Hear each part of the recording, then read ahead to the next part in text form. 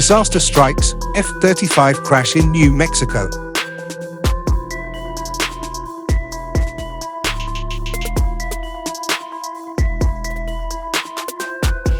An F-35 went down in New Mexico. The crash of a F-35 fighter jet this week has put the spotlight back on the plane. The F-35, despite the controversy this crash has spawned, actually has one of the safest records in fighter jet history. Only 13 aircraft have been lost, despite logging a total of nearly 800,000 flight hours worldwide. A F-35 fighter jet crashed in New Mexico earlier this week, totaling the aircraft and leaving the pilot hospitalized, but in stable condition. The plane was the 13th F-35 lost in 10 years. Despite nearly 2 decades of controversy surrounding the aircraft, it has been remarkably safe to fly and boasts an accident rate much lower than many other aircraft in America's aerial armada. The crash took place on Tuesday, May 28th at Kirtland Air Force Base in New Mexico. The aircraft, according to CBS News, had just taken off and was en route to Edwards Air Force Base in Southern California. The pilot, identified only as a U.S. Air Force pilot, was ferrying the aircraft from the Lockheed Martin facility at Naval Air Station Joint Reserve Base Fort Worth to Edwards Air Force Base.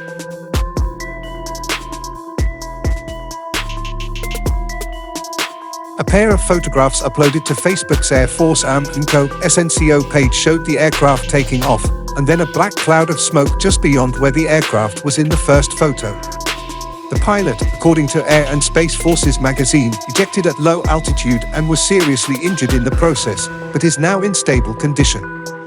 2 people on the ground near the accident were treated and released. The aircraft in the photo is an F-35B, the vertical takeoff and landing version of the F-35 used by the U.S. Marine Corps, Royal Air Force, Royal Navy, and Japan Air Self-Defense Force. The aircraft's lift fan door is in the raised position, meaning the aircraft was in short takeoff mode. Tuesday's crash was the 13th loss of a F-35 since 2014. Although the reasons for the latest crash are not known, at least 5 of the previous crashes were the result of mechanical issues, including engine fires, a faulty fuel tube, premature detonation of 25mm gun ammunition that damaged the aircraft, and a computer issue. At least 5 F-35 crashes have involved operator error, either on the part of the pilot or the flight crew. One crash involved a ramp strike as the aircraft landed on the flight deck of the aircraft carrier USS Carl Vinson, a dramatic incident that was caught on camera.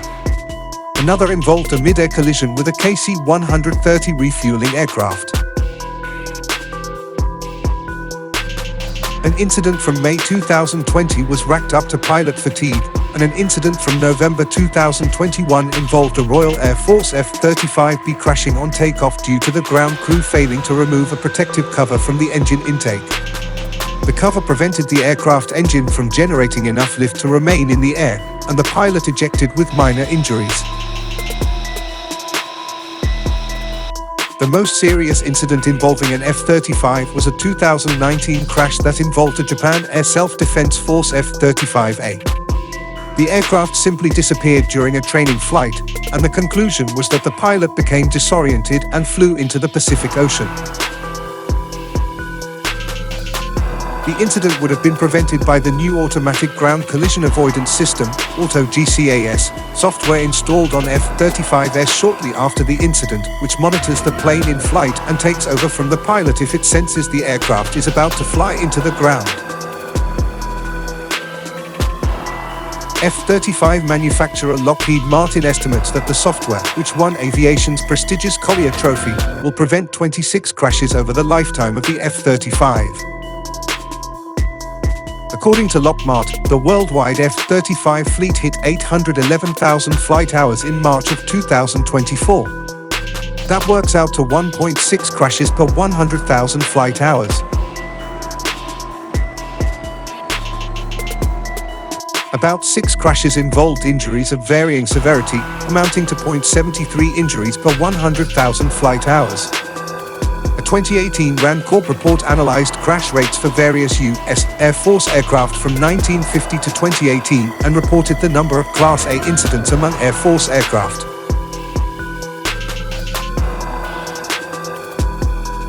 The service defines Class A incidents as a mishap resulting in direct cost totaling $2 million or more, fatality or permanent total disability, or destruction of a DoD aircraft. The metric is imperfect planes, especially modern fighter jets, might sustain $2 million in damages and yet be repaired, and some planes may have more pilot error incidents than others, but it's a reasonable way to measure major incidents. Aircraft from early in the jet age experienced class as often. For instance, the F-36 Sabre, fighter that flew from 1950 to 1971, flew a total of 5,543,631 hours and sustained 2,449 major incidents for an astounding rate of 44.17 crashes per 100,000 flight hours.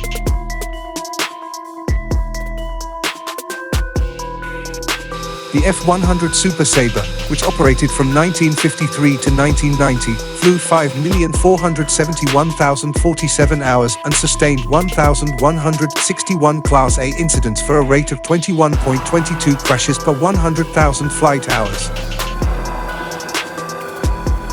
Modern U.S. Air Force planes are much safer. The F-16 Fighting Falcon totaled 376 crashes over 11,086,919 flight hours between 1,975 and 2018, an average of 3.39 crashes per 100,000 hours.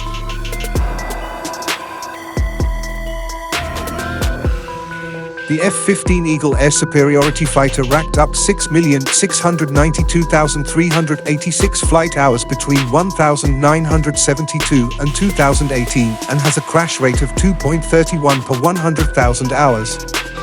The C-17 Globemaster III transport flew 3,270,830 hours between 1,991 and 2018 and only had 32 classes for a crash rate of 0.97 crashes per 100,000 hours.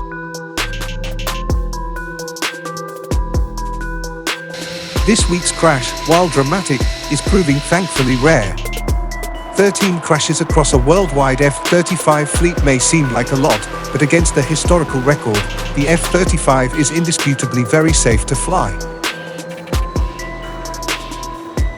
It is exponentially safer than the F-86 Sabre and twice as safe as the F-16. By one grim metric, if the F-35 had the same number of pilot fatalities as the F-100, there would have been 47 dead pilots by now. Instead, there's been only one.